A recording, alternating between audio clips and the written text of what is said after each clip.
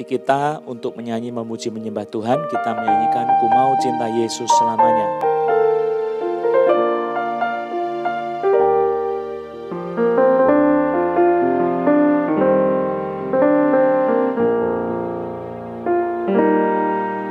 Ku mau cinta Yesus selamanya. Ku mau cinta Yesus selamanya. Meskipun badai silih berganti dalam hidup, ku tetap cinta Yesus selamanya. Ku mau cinta Yesus selamanya. Ku mau cinta Yesus selamanya. Meskipun badai silih berganti dalam hidupku, ku tetap cinta Yesus selamanya. Ya Aba, ya Bapa.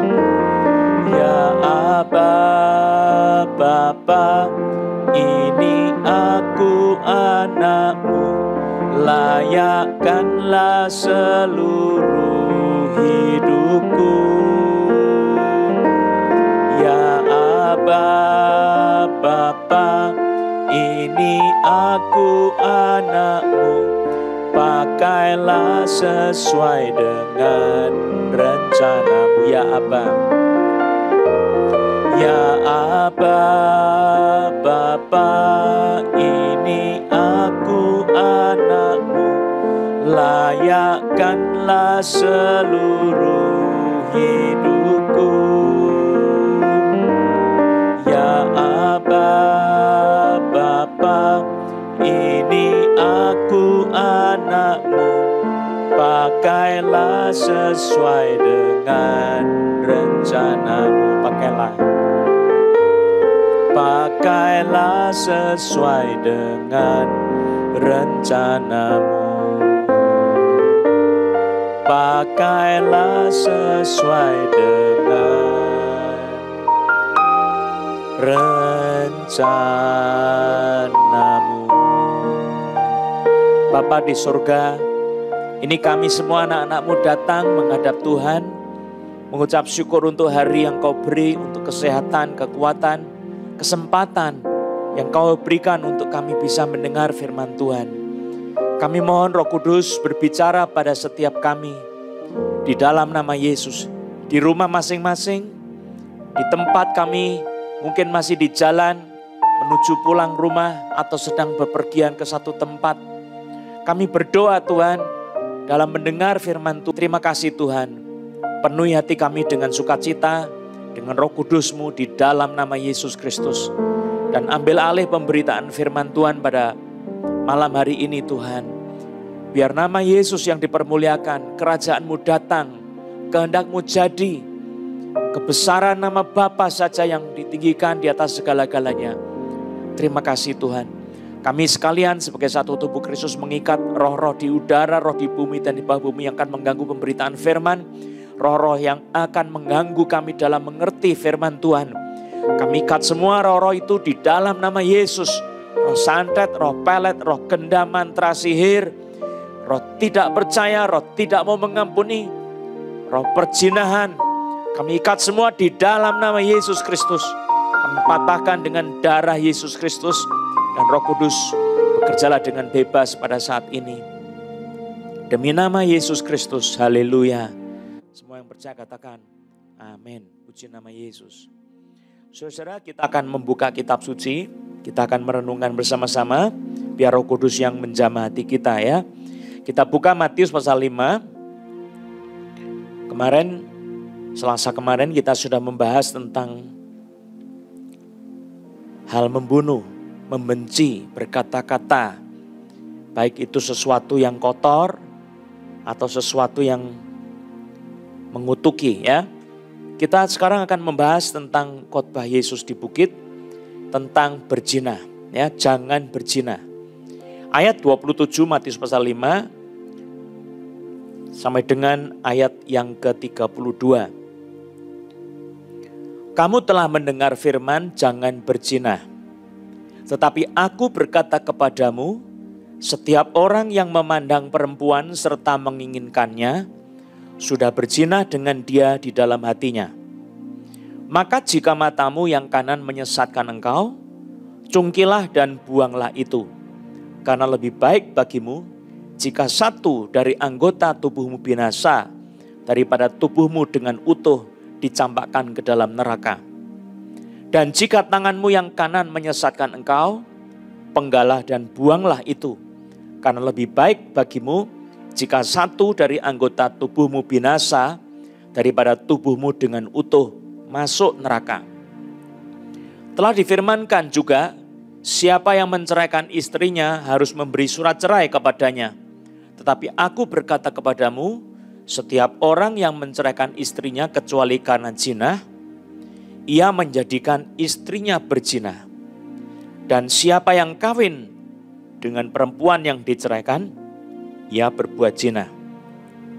Saudara yang kekasih dalam Tuhan Yesus Kristus, itu topik yang Yesus katakan soal berzina ini, jangan berzina. Jadi jelas sekali firman Tuhan tidak dirubah oleh Yesus. Yesus memberikan satu interpretasi yang bukan sekedar kulit luar saja, bukan bersifat eksternal, bukan bersifat penampakan lahiriah di luar, apa yang terjadi, tetapi sesuatu yang berasal dari dalam hati. Ya, ini adalah sesuatu yang luar biasa dari Tuhan Yesus Kristus. Nah, saudara, soal perzinahan ini adalah sesuatu yang begitu biasa di dalam masyarakat abad 21 yang sudah jatuh di dalam dosa. Hal perzinahan itu makin lama makin menjadi kuat sekali dari zaman ke zaman sampai sekarang. Ada seorang yang mencoba untuk menangani soal pria, hal kepriaan. Dia pendiri daripada pelayanan Everyman Ministries. Seorang pastor, hamba Tuhan dari Saddleback Church. Dia adalah board advisory, jadi penasihat majelis dari Christian Mingle. Namanya Kenny Luck. Dia menulis begini, got your attention. Studies estimate men think about sex from 20 times a day to even 7 seconds. The media uses sex to promote, tempt, and ultimately sell stuff, making it hard for men to avoid sexual imagery. Culture has made sex a tool, as well as a right for all men regardless of character, emotional maturity, or relational capacity. Clearly, sex is on our minds and a modern obsession. But out of context, it is possibly the biggest cause for the degradation of human society. Keyword, context. Saudara-saudara, ini ditulis tahun 2014. Penyelidikan dari kaum pria, tidak dijelaskan berapa banyak yang diselidiki, tetapi dari orang-orang yang dilayani, banyak dari mereka orang-orang Kristen, saudara. Disuruh perhatikan bahwa studi mendapati bahwa kira-kira laki-laki itu berpikir tentang seks dalam sehari itu 20 kali. Itu yang sedikit. Dan yang biasanya sudah kecanduan, itu bisa setiap 7 detik. 7 detik mikirkan seks. Setiap 7 detik, seks lagi. Jadi hampir kita bisa katakan seluruh harinya pikirannya soal seks. Kenapa begitu? Salah satunya adalah media itu menggunakan seks untuk mempromosikan barang. Mencoba manusia ya dengan seks. Dan juga menjual seks banyak sekali untuk macam-macam golongan. Dari yang kecil sampai yang sudah tua. Itu maka sulit sekali kita itu menghindari diri dari gambaran tentang seks. Nah, budaya itu sudah menjadikan seks itu sebagai sebuah alat. Lalu kemudian juga sebagai hak. Jadi orang itu mempunyai kebebasan seks, itu haknya. Sebetulnya saudara, kalau kita bicara soal seks itu adalah sesuatu yang kudus di dalam Alkitab. Sesuatu yang kudus, tetapi itu harus di dalam konteks pernikahan antara suami istri. Dan dengan cara-cara yang sesuai Alkitab. Tidak bisa suami istri di luar Alkitab memakai seks untuk kemudian berbuat sesukanya sendiri seperti binatang, tidak bisa. Nah saudara-saudara, kita harus mengerti bahwa Tuhan menciptakan manusia laki-laki dan perempuan sebagai makhluk seksual, ya. Tetapi bukan berarti kita seluruh hidup kita itu seks, bukan. Manusia itu juga makhluk spiritual. Jadi saudara jangan berpikir seks itu segala-galanya. Nah kalau saudara mengerti tentang kebudayaan Yunani, seks itu terletak di dalam pinggang ke bawah, kebutuhan yang paling rendah, ya. Yang lebih tinggi itu adalah dada sampai pinggang. Soal perut, ya, kemudian juga soal emosi, juga soal yang berkaitan dengan keinginan hati. Nah orang Yunani melihat yang nomor satu itu soal kepala, otak kita. Tapi kalau kita melihat di Alkitab, sebetulnya yang terutama itu bukan kepala, tapi adalah Roh Allah yang bekerja memimpin kita, membawa kita masuk ke dalam kerajaan Allah. Membawa kita menikmati hadirat Tuhan, kita menikmati ciptaan Allah yang indah. Kita itu hidup bukan cuma soal seks, saudara. Nah, istilah yang dikatakan di dalam tulisan ini, saudara, dari artikel Karisma Magazine, saudara, maka kita bisa melihat di sini bahwa begitu bejatnya manusia saat ini sudah dirusak oleh seks. Kalau saudara membaca di dalam kitab Wahyu, memang pelacur besar itu akan merajalela di akhir zaman. Pelacur besar, perempuan yang dikatakan menghancurkan kota-kota. Dia merusak pemimpin-pemimpin politik, merusak pemimpin-pemimpin agama, dan merusak seluruh tatanan sosial di dalam masyarakat. Itu soal seks semuanya. Soal pelacuran, soal perzinahan, soal hawa nafsu, soal keinginan daging yang berkaitan dengan seks. Nah saudara-saudara, pada masa Yesus hidup, orang Farisi itu sebagian berpikir bahwa, ini menurut komentar yang saya baca, saudara. Sebagian orang Farisi itu masih dalam perdebatan, saudara. Sebagian besar orang Farisi berpikir dosa itu harus merupakan satu tindakan. Kalau dosa masih di dalam hati itu belum berdosa. Jadi kalau misalnya dikatakan jangan berzina, itu orang Farisi, ahli-ahli Taurat sebagian, tidak semua, menafsirkan itu harus terjadi tindakan perselingkuhan. Jadi laki-laki sudah punya istri, dia bersetubuh dengan istri kawannya atau istri orang lain. Tidak tentu kawannya. Itu suatu perzinahan. Kalau masih cuma di imajinasi atau suatu keinginan, itu belum disebut dosa. Nah saudara-saudara, Yesus tidak demikian dalam menafsirkan kitab suci, saudara. Kenapa? Sebab kita harus melihat ini yang bicara Tuhan bukan bicara menyesuaikan diri dengan kondisi manusia. Ini kita harus tahu.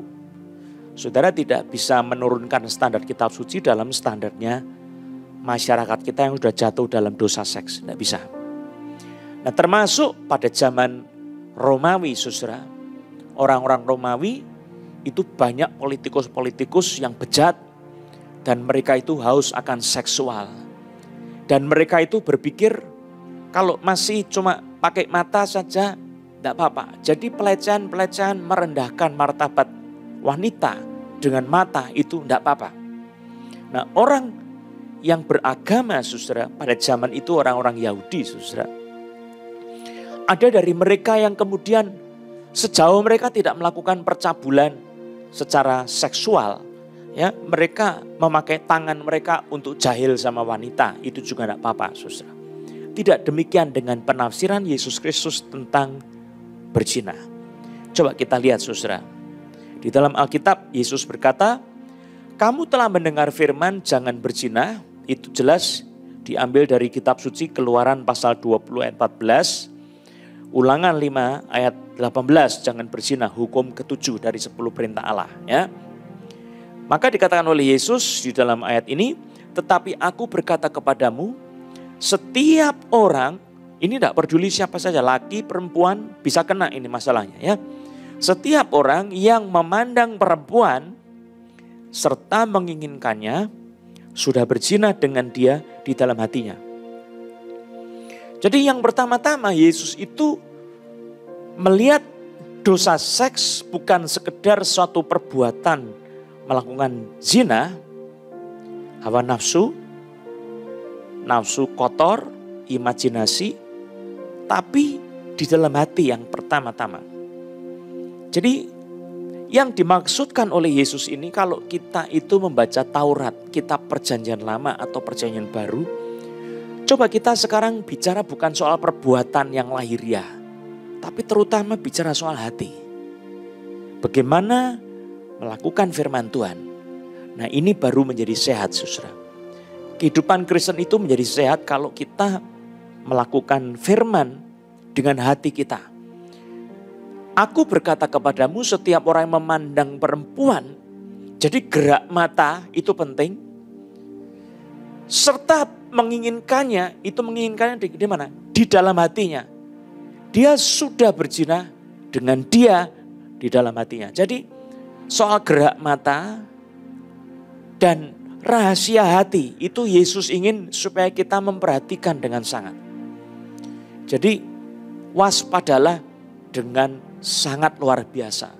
Jagalah hatimu, simpan firman Tuhan, kebenaran firman Tuhan itu di dalam hati. Sebab dia akan memberikan kesembuhan dan kesehatan, memberikan kehidupan bagi kita. Firman yang disimpan itu. Dan kita ini harus menjaga hati kita dari sesuatu yang mengotori hati. Melalui apa? Objek yang kita lihat. Ya. Alat yang kita gunakan untuk melihat, mata.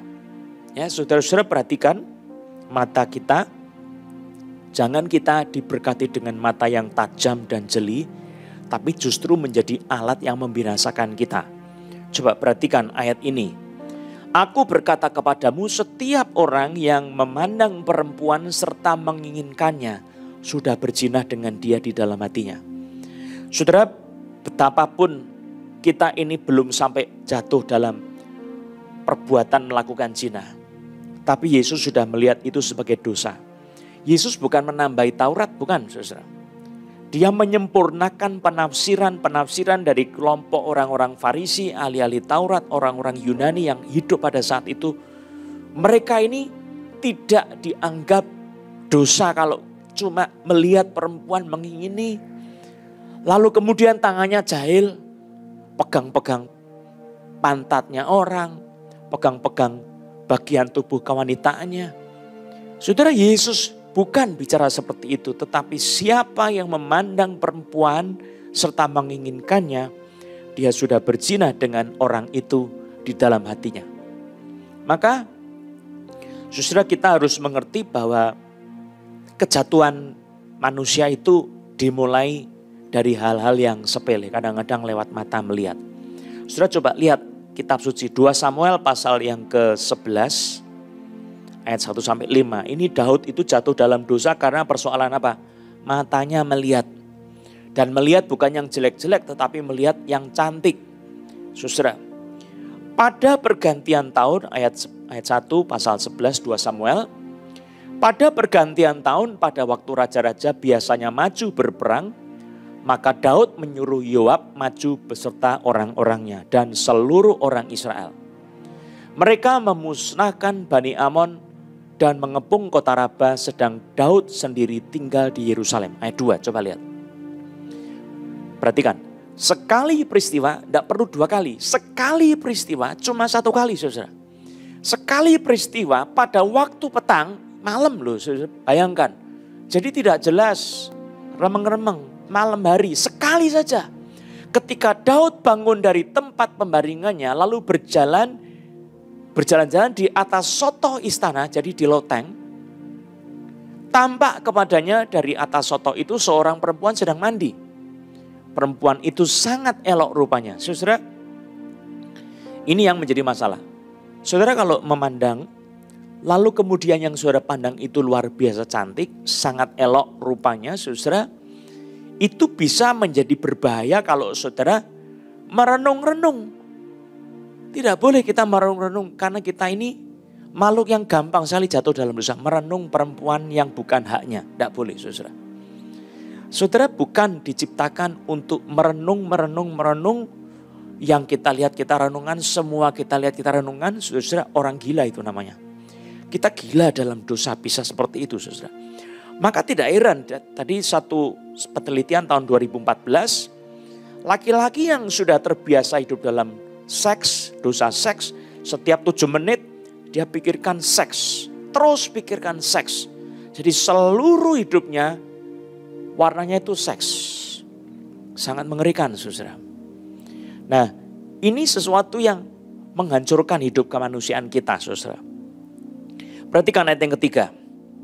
Lalu ayat 3, Daud menyuruh orang bertanya tentang perempuan itu dan orang berkata itu adalah Batseba binti Eliam, istri Uria orang Het itu. Jadi yang dilihat itu adalah istri orang yang sedang mandi telanjang. Saudara, dari jarak jauh. Karena kemah Daud dengan tentaranya itu ada jarak-jarak. Tapi ada satu sela-sela di mana dari atas bisa kelihatan, tidak seluruh tubuhnya kelihatan mungkin, tetapi sebagian kelihatan saudara. Tetapi itu pun cuma sekali dan bisa membuat seseorang jatuh dalam dosa. Dari mata yang melihat kemudian turun ke hati. Dari hati kemudian ada satu perzinahan dengan dia. Lalu kemudian dikatakan ayat yang keempat. Kita baca ayat yang keempat. Sesudah itu Daud menyuruh orang mengambil dia, perempuan itu datang kepadanya lalu Daud tidur dengan dia. Perempuan itu baru selesai membersihkan diri dari kenajisannya. Jadi itu dalam masa subur. Kemudian pulanglah perempuan itu ke rumahnya. Ayat 5, lalu mengandunglah perempuan itu dan disuruhnya orang memberitahukan kepada Daud demikian, aku mengandung. Saudara pada masa sekarang ini saya kira tidak heran ya, orang itu semua pakai HP. Rata-rata di kota besar, tidak ada orang yang tidak punya HP. Dan di HP itu saudara isinya apa? Coba. Berapa banyak dari saudara menyimpan gambar-gambar porno, video-video porno, video-video najis. Saudara cropping gambar-gambar yang jelek. Ya Pak, itu bagus-bagus Pak, bukan yang jelek-jelek. Justru itu, yang jorok-jorok maksud saya saudara. Yang cantik-cantik saudara pilih-pilih. Kalau muka jelek, badan jelek, saudara tidak pilih itu. Tapi yang cantik, yang elok, yang seperti sempurna, saudara simpan itu untuk menjadi bekal saudara-saudara masuk ke dalam neraka kekal. Perhatikan coba. Dikatakan oleh Yesus ayat 29 di Matius 5 ya. Maka jika matamu yang kanan menyesatkan engkau, cungkilah dan buanglah itu, karena lebih baik bagimu jika satu dari anggota tubuhmu binasa daripada tubuhmu dengan utuh dicampakkan ke dalam neraka. Saudara, ternyata di dalam pikiran Tuhan Yesus, keyakinan kitab suci yang disampaikan Yesus kepada kita. Saudara harus tahu bahwa mata kita itu bisa membawa kita masuk neraka karena apa? Soal bukan saudara berzina dengan perbuatan-perbuatan kita sudah berzina, tapi dengan hati kita sudah jatuh dalam berzina terhadap perempuan-perempuan yang kita pandang. Saudara, Yesus bilang lebih baik matamu yang kanan itu, kalau matamu yang kanan itu yang tajam, mata yang kiri sudah belawur-belawur, sudah kurang jelas. Lihat semuanya itu double atau triple atau kelihatannya tidak tajam. Saudara, justru kalau yang mata kanan menyesatkan engkau, cungkilah dan buanglah itu. Karena lebih baik bagimu jika satu dari anggota tubuhmu binasa daripada tubuhmu dengan utuh dicampakkan ke dalam neraka. Saudara, artinya apa? Dosa perzinahan walaupun dalam hati, di dalam pandangan Yesus Kristus itu bisa membawa orang dilemparkan ke dalam neraka. Sekarang ini berapa banyak, saudara, gambar-gambar yang disebarkan lewat internet. Oh, saya kira miliar, bukan miliar, triliun dalam satu hari, saudara. Ada berapa triliun gambar yang disebarkan. Dan di antara mereka yang menyebar gambar, mengambil gambar, saling tukar gambar. Pasti juga banyak orang-orang yang gila seks. Ada komoditi seksual yang diperdagangkan. Ada komoditi seksual yang diberikan gratis sebagai pemanis, laris manis, ayo promosi, gratis dulu, dan sebagainya. Saudara, itu semua membawa anak-anak Tuhan yang tidak menjaga hatinya di dalam takut akan Tuhan, di dalam cinta kepada Tuhan Allah kita, untuk masuk ke dalam neraka kekal. Nah saudara, maka penting bagi kita sebagai anak-anak Tuhan memperhatikan bagaimana mata kita itu dipakai. Bagaimana rahasia hati kita itu dibuka di hadapan Tuhan. Jangan sampai kita sebagai anak-anak Tuhan itu buta terhadap dosa seks ini. Saudara, dari kitab Wahyu, saudara, kalau kita membaca yang namanya pelacur besar, itu yang akan membawa banyak orang masuk neraka di akhir zaman.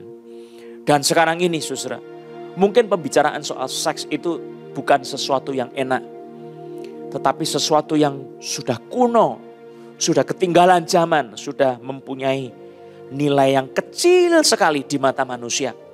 Tapi kalau kita melihat khotbah Yesus di bukit, saudara, Yesus dia menegaskan sangat jelas sekali, setiap orang yang memandang perempuan serta menginginkannya sudah berzina dengan dia di dalam hatinya. Maka saudara yang sudah terikat oleh dosa seks ini, saudara harus datang kepada Tuhan dengan hati yang hancur. Saudara, dosa seks itu menggerogoti kita sampai luar biasa. Ya, coba kita buka kitab suci dari kitab Mazmur pasal yang ke-51, saudara. Ayat yang ke-7 sampai ayat 12. Mazmur 51 ayat 7 ya, kalau bahasa Indonesia ayat 9, sudah betul itu ya. Bersihkanlah aku daripada dosaku dengan hisop, maka aku menjadi tahir. Basuhlah aku, maka aku menjadi lebih putih dari salju. Ini adalah Mazmur yang ditulis oleh Daud sesudah Nathan, nabi, menegur Daud tentang dosa perzinahannya. Dan dia mengambil istri dari Uria. Lalu dia membunuh Uria. Ya, sebelumnya dia membunuh Uria dulu, baru dia mengambil istri. Ya, saudara, dosa seks itu, perzinahan, itu mencemarkan, menajiskan tubuh jasmani. Maka Daud berdoa, bersihkanlah aku daripada dosaku dengan hisop, maka aku menjadi tahir. Basuhlah aku, maka aku menjadi lebih putih dari salju. Merusak, mencemarkan tubuh jasmani kita. Itu pertama. Yang kedua, ayat yang ke-8 dikatakan, biarlah aku mendengar kegirangan dan sukacita, biarlah tulang yang kau remukkan bersorak-sorak kembali. Saudara, itu bicara tentang tulang secara spirit, saudara. Jadi bagaimana seseorang bisa tegak itu adalah karena ada tulang. Tapi seseorang yang sudah jatuh dalam perzinahan, maka kekuatan spiritnya itu sudah diremukkan oleh Tuhan. Karena Tuhan itu yang menggerakkan roda kehidupan dari Taurat. Jadi Taurat itu digenapi dengan Allah sendiri menurunkan kuasanya menggenapkan Taurat. Siapa yang berzina, dia wajib dihukum mati. Ya, saya bacakan Imamat pasal 20 ayat 10. Bila seorang laki-laki berzina dengan istri orang lain, yakni berzina dengan istri sesamanya manusia, pastilah keduanya dihukum mati, baik laki-laki maupun perempuan yang berzina itu. Lalu Ulangan pasal 22 ayat 22, apabila seorang seseorang kedapatan tidur dengan seorang perempuan yang bersuami, maka haruslah keduanya dihukum mati. Laki-laki yang telah tidur dengan perempuan itu dan perempuan itu juga. Demikianlah harus kau hapuskan yang jahat itu dari antara orang Israel. Artinya apa, saudara? Suami yang nyeleweng itu patut dihukum mati menurut Taurat. Nah, kalau Daud nyeleweng, saudara, mengambil istri Uria, dia bersetubuh dengan istri Uria, maka menurut Taurat Daud patut dihukum mati. Maka sebelum dia dihukum mati, saudara, itu secara spirit dia diremukkan lebih dulu. Diremukkan sebagai akibat daripada dosanya sendiri. Yang meremukkan itu kuasa Allah, tetapi karena dia berdosa, sehingga boleh dikatakan dosalah yang sudah menghancurkan rohnya sendiri.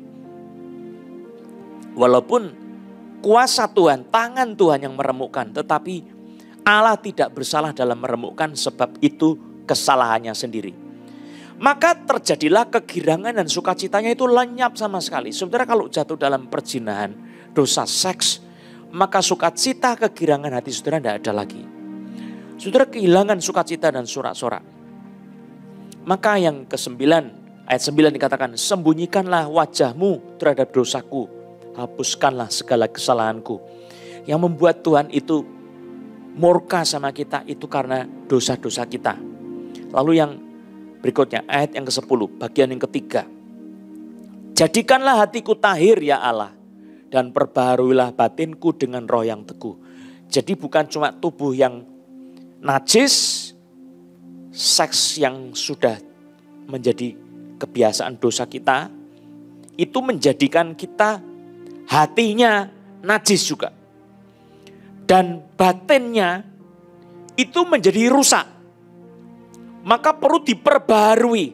Sudah rusak. Jadikanlah hatiku tahir ya Allah, dan perbaharuilah batinku dengan roh yang teguh.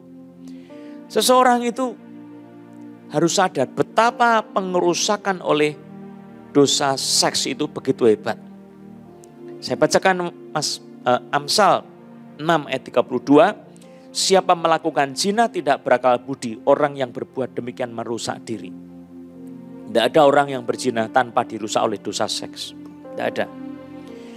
Lalu kalau kita melihat bagian yang keempat, akibat dosa seks itu apa? Ayat 11, janganlah, Mazmur 51 ayat 11, janganlah membuang aku dari hadapanmu, dan janganlah mengambil rohmu yang kudus daripadaku. Jadi dosa seks itu membuat hadirat Allah dalam diri kita itu tidak betah. Kita tidak akan menikmati hadirat Tuhan. Bisa jadi Tuhan meninggalkan kita. Roh kita itu ditinggalkan sama Tuhan gara-gara apa? Kita hidup dalam dosa seks. Dosa perzinahan. Nah, kalau saudara membaca di dalam perbuatan daging, lawan daripada buah Roh Kudus. Itu apa? Hawa nafsu, perzinahan, percabulan. Itu 3 hal yang berbahaya. Hawa nafsu, percabulan, dan perzinahan. Porneia, termasuk pikiran-pikiran kotor, perkataan kotor. Itu sesuatu yang membuat hadirat Tuhan itu meninggalkan kita, saudara. Berbahaya sekali. Maka doa dari pemazmur itu dengan penyesalan, dengan pertobatan. Dia berdoa ayat yang ke-11. Janganlah membuang aku dari hadapanmu, dan janganlah mengambil rohmu yang kudus daripadaku. Saudara, kalau tidak menyesal dan bertobat, Allah bisa meninggalkan saudara. Saudara bisa kehilangan segala yang baik. Saudara akan kehilangan keselamatan. Saudara akan kehilangan hidup yang kekal kalau saudara tidak bertobat. Maka berdoalah dengan pertobatan dan menyesali dosa-dosa saudara. Akui dosa saudara dan berkata, janganlah membuang aku dari hadapanmu ya Tuhan. Dan janganlah mengambil rohmu yang kudus daripadaku.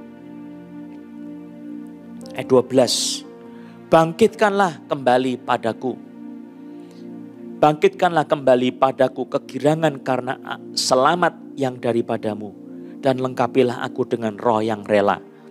Saudara, itu tugas kita harus bangkit kembali kepada Tuhan. Dan supaya bangkit kembali kegirangan sukacita sorak-sorai yang dulu kita punya. Yang sebelumnya kita miliki. Sebelum seseorang jatuh dalam seks. Saudara, engkau punya kesempatan selama masih hidup. Kalau sudah mati tidak ada kesempatan lagi. Datanglah kepada Tuhan. Menyesal dengan air mata, bukan air mata buaya saudara. Dengan air mata kehancuran. Saudara minta Roh Kudus itu melepaskan saudara. Saudara, kehancuran hatimu itu tidak ada artinya kalau engkau tidak sungguh-sungguh hati bertobat. Saya pernah melayani seorang yang minta didoakan. Dan pada saat saya mendoakan orang itu, saudara. Ini barusan ada orang yang kaki sebelah kanan itu di bagian pergelangan kakinya sakit. Ada satu memar di situ, juga di paha sebelah kiri, sakit Tuhan sembuhkan. Ya, Tuhan Yesus yang menyembuhkan, bukan saya ini. Ada yang sakit kepala, saat ini Tuhan jamah dan sembuhkan. Terima kasih Tuhan Yesus, haleluya. Nah, ada perempuan yang ibu-ibu, saudara, kira-kira seusia saya waktu itu. Dia minta didoakan dan saya bilang nanti selesai ibadah. Selesai firman Tuhan, selesai ibadah, nanti saya doakan. Nah kemudian selesai ibadah kami di ruangan ada pengurus-pengurus di situ. Saya minta tolong supaya pengurus-pengurusnya boleh meninggalkan tempat sebentar karena kita tidak punya ruang besar di situ. Terus kemudian kita berdoa di situ. Pada waktu saya berdoa, susah, tiba-tiba saya merasakan kekosongan yang begitu luar biasa. Saya merasakan tidak ada hadirat Tuhan. Tadinya saya merasakan hadirat Tuhan, tapi waktu berdoa saya merasakan Tuhan itu murka kepada ibu ini, saudara. Lalu saya katakan, ibu, saya tidak bisa berdoa kalau seperti ini. Saya sangat jelas sekali Tuhan sedang tidak mau kita berdoa. Saya tidak bisa mendoakan ibu. Bapak boleh tidak saya berdoa, didoakan? Tidak bisa ibu, saya tidak bisa. Ada masalah apa? Saya tidak ngerti. Tuhan sampai begini. Terus saya suruh dia mengaku dosa. Dia minta ampun sama Tuhan. Berdoa dalam hati. Selesai amin, saya mau berdoa, masih belum berubah, perasaan saya masih sama. Saya merasakan bahkan kejijikan yang besar sekali. Saya bilang, ibu saya tidak bisa berdoa. Minta maaf, saya bukan tidak mau, tapi saya tidak bisa berdoa dalam kondisi seperti ini. Tidak ada artinya sama sekali, sebab Tuhan tidak mendengar doa ini. Ada satu murka Tuhan yang saya merasa Tuhan jijik sama, minta maaf sama ibu. Apa kesalahan ibu? Lalu dia bilang begini, Pak, kan Tuhan itu maha tahu. Ya, kalau saya mengaku dosa, apa saya harus menyebut dosa saya satu-satu? Saya bilang begini, memang tidak harus ibu. Tapi kalau dosa yang begitu berat, masa cuma dikatakan saya sudah berdosa, misalnya melakukan satu dosa, sangat mengerikan. Suami istri jatuh dalam perselingkuhan pasangannya ya. Terus apakah cuma bilang sorry ya saya sudah berselingkuh, cuma begitu aja? Tidak, bukan? Coba ibu berdoa lebih sungguh-sungguh lagi. Dia berdoa, dia minta ampun sama Tuhan atas dosa perselingkuhan yang dia lakukan berulang kali. Dia katakan saya seorang perempuan yang sudah jatuh dalam dosa. Belum ibu, belum seperti itu. Lebih lagi, belum cukup seperti itu maksud saya. Lebih lagi. Dia berkata 1, 2, 3, 4, 5. Saya tidak bisa mengatakan apa-apa, tapi saya mengatakan belum.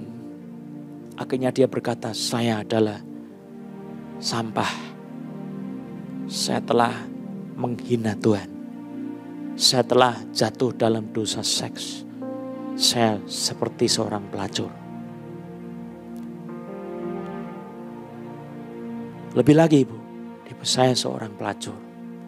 Akhirnya saya melihat hadirat Tuhan itu tiba-tiba turun dengan luar biasa dahsyat. Ibu itu dilawat Tuhan. Ada sesuatu kuasa Tuhan, dia dilepaskan dari roh-roh jahat.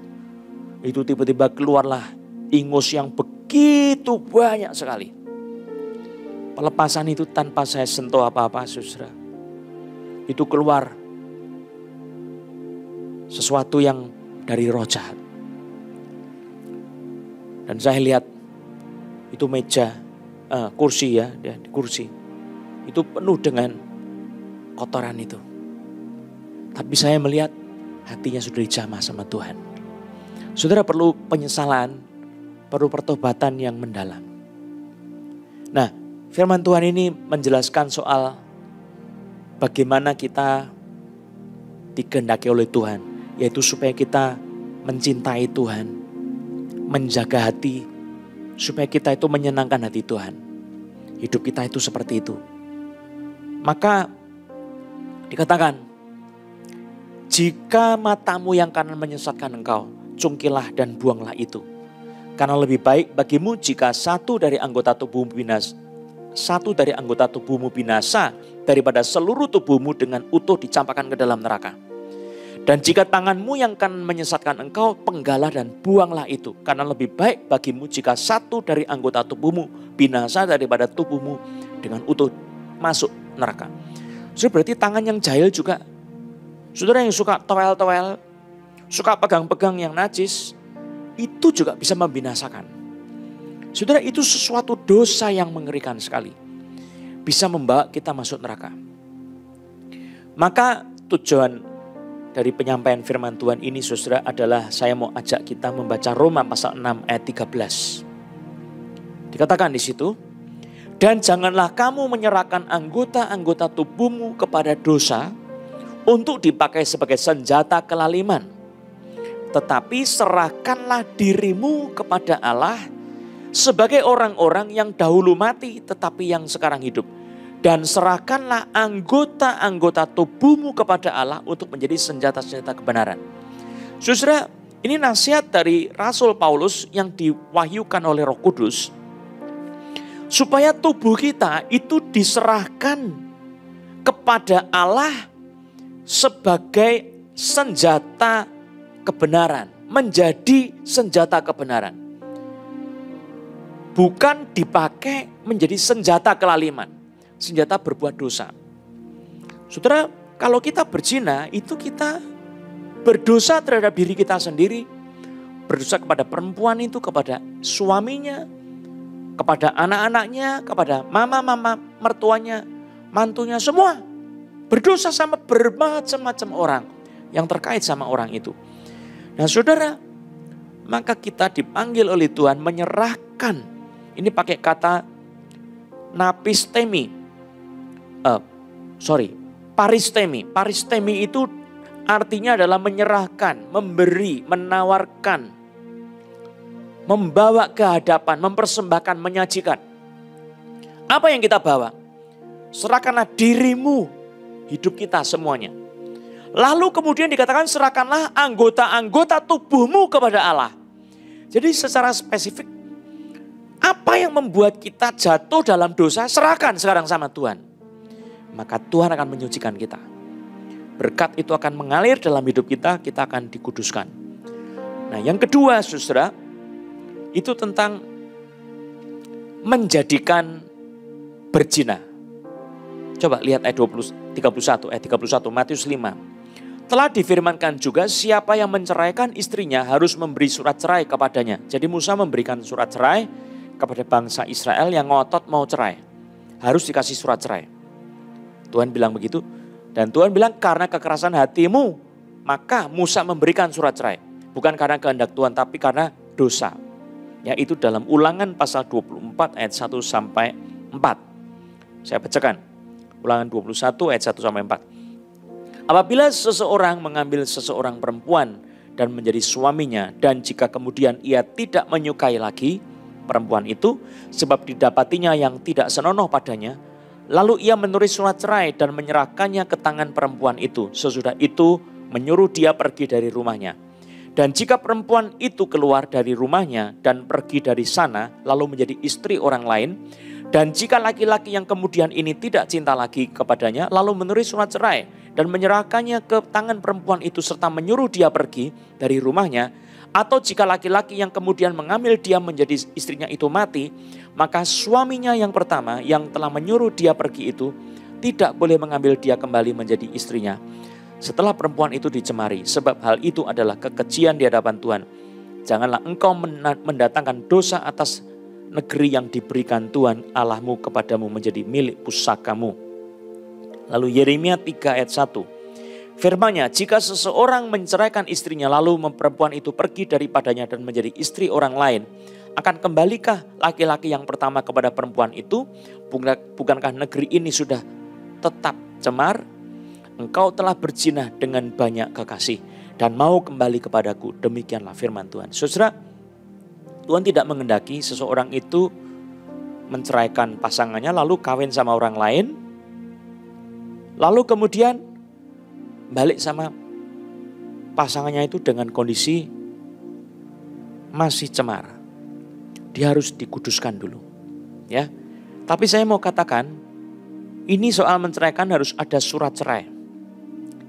Nah, Yesus memberikan satu pengertian yang luar biasa ayat 32. Tetapi aku berkata kepadamu, setiap orang yang menceraikan istrinya kecuali karena zina, ia menjadikan istrinya berzina. Dan siapa yang kawin dengan perempuan yang diceraikan, ia berbuat zina. Jadi gambarannya begini. Orang yang mengambil istri, berarti kan setiap orang yang menceraikan istrinya, jadi memisahkan istrinya dari hidupnya, membuang dia, kecuali karena zina, ia menjadikan istrinya berzina. Sebab perempuan itu akan kawin lagi sama laki-laki lain. Dan itu disebut perzinahan. Maka orang yang menceraikan itu yang bersalah, disebut dia menjadikan istrinya berzina. Maka istilah yang jelas, Tuhan tidak menghendaki ada orang menceraikan pasangannya. Sebab menceraikan pasangannya itu bisa membuat orang itu jatuh dalam perzinahan. Kalau orang itu kawin lagi, yang salah siapa? Yang menceraikan yang bersalah. Bukan orang yang kawin lagi. Yang salah dua-duanya, tetapi lebih berat siapa? Yang menceraikan. Sebab yang menceraikan itu membuat istrinya itu berzina. Dan dikatakan siapa yang kawin dengan perempuan yang diceraikan, ia berbuat zina. Jadi itu sesuatu yang dosa di hadapan Tuhan. Nah, ini sekarang dunia ini sedang di dalam ikatan dosa yang begitu hebat. Saya mau jelaskan satu hal. Secara legal, dunia itu orang kalau sudah diceraikan boleh menikah lagi. Di mata Tuhan sebetulnya tidak ada perceraian. Ikatannya itu kekal, laki-laki dan perempuan.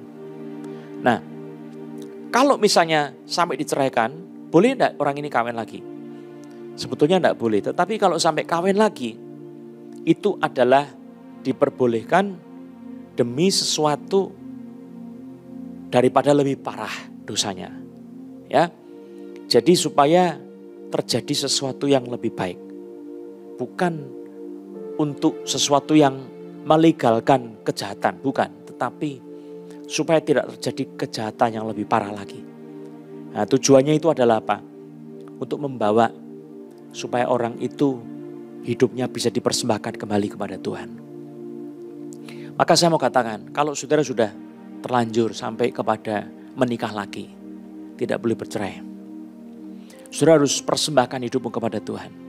Hiduplah kudus sejak itu. Saudara bisa memulai sesuatu yang baru. Yang lama biar di belakang sekarang. Tapi yang baru ini saudara harus menjalani kehidupan yang kudus. Kalau saudara belum sampai menikah, tidak usah menikah.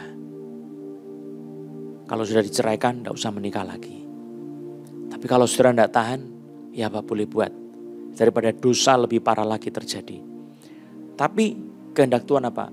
Adalah supaya kita hidup benar di hadapan Tuhan. Jangan sampai dosa itu menjadikan kita warga neraka yang selama-lamanya disiksa di dalam lautan api dan belerang.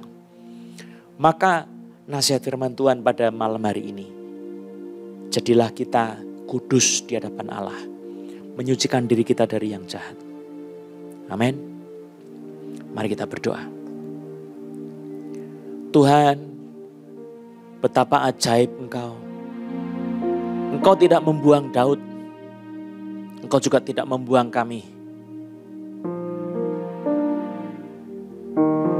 Engkau setia kepada kami. Hidup kami milik-Mu Tuhan. Hidup kami milik-Mu.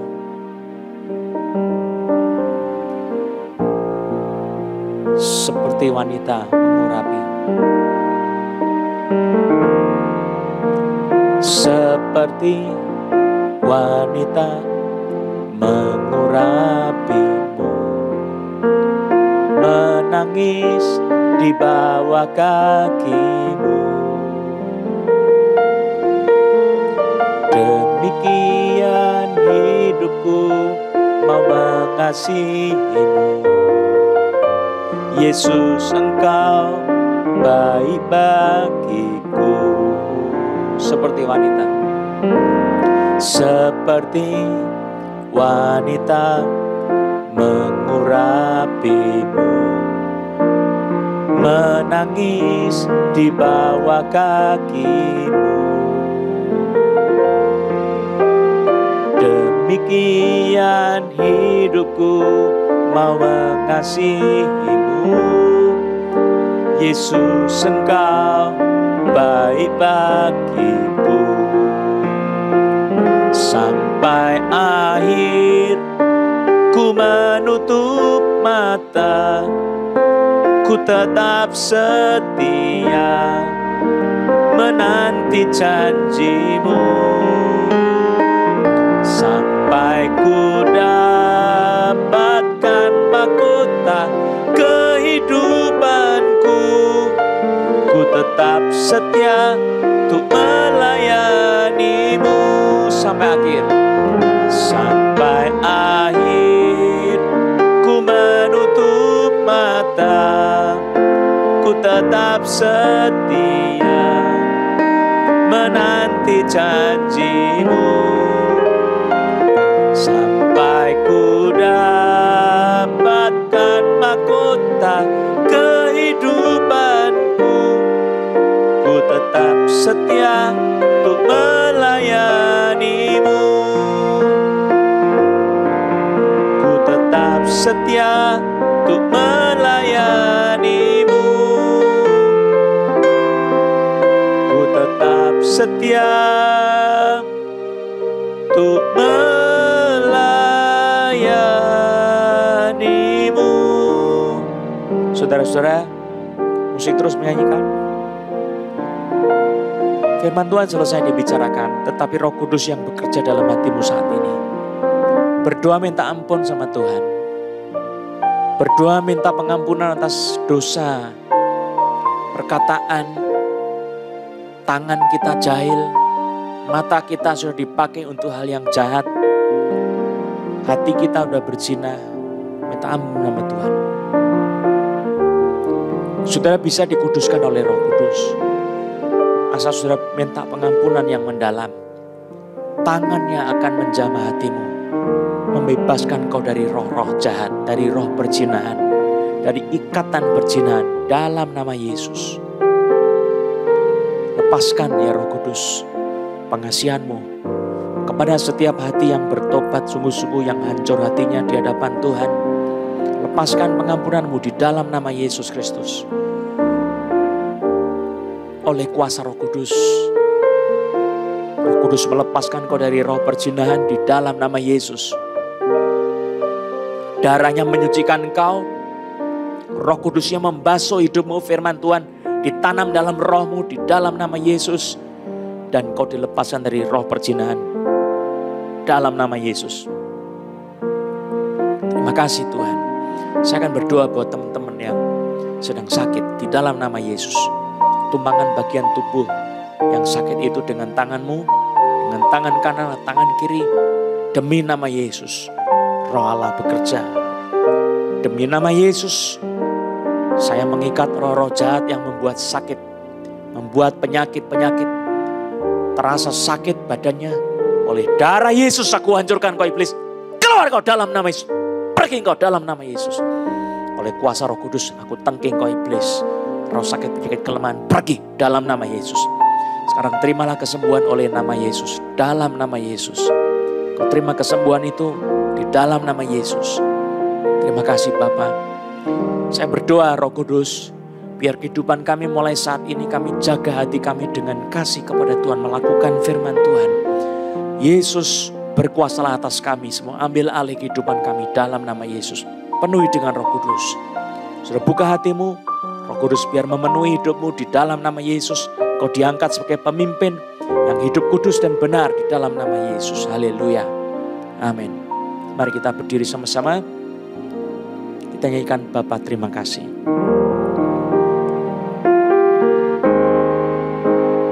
Bapa terima kasih. Terima kasih Tuhan. Bapa terima kasih.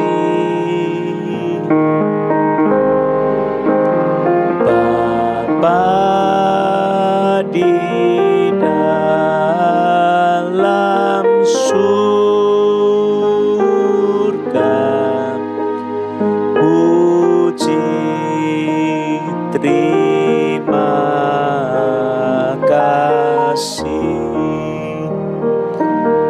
Amin. Diberkati di dalam nama Yesus Kristus. Kasih Allah Bapa, pertolongan Tuhan Yesus serta persekutuan Roh Kudus menyertai saudara sekalian. Haleluya. Amin.